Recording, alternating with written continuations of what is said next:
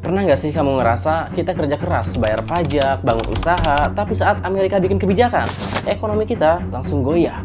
Gaji gak naik, harga barang naik, rupiah makin loyo, padahal masalahnya di negara lain.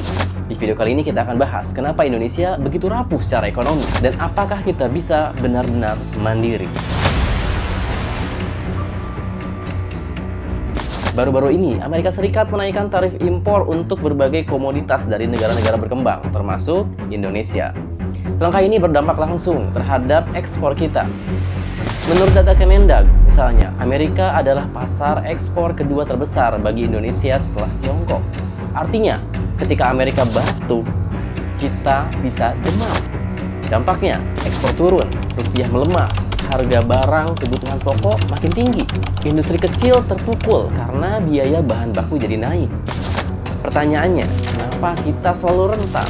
Kenapa ekonomi negara sebesar Indonesia ini bisa se-fragile ini? Dan kalau kamu punya kendali, apa langkah yang bisa kamu ambil untuk ini? Setidaknya ada solusi praktis yang realistis dan juga terukur yang bisa kita lakukan. Yang pertama, diversifikasi pasar ekspor misalnya.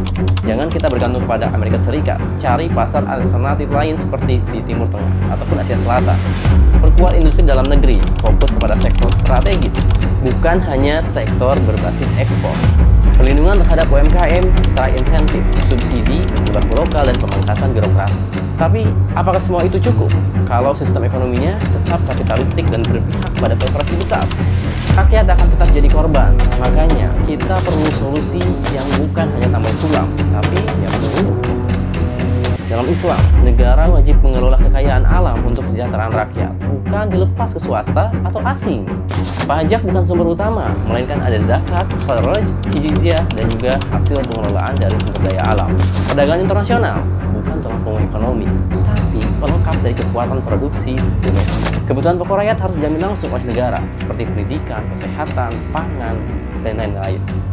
Selama kita masih mengikuti sistem kapitalisme global, kita akan terus bergantung dan menderita tiap kali negara lain mengambil keputusan besar.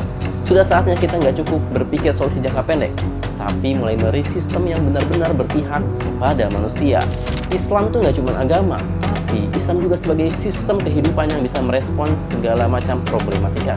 Jadi pertanyaannya, masih mau bertahan dengan sistem saat ini, atau siap menjajaki jalan yang lebih baik? Tulis jawaban kamu di kolom komentar.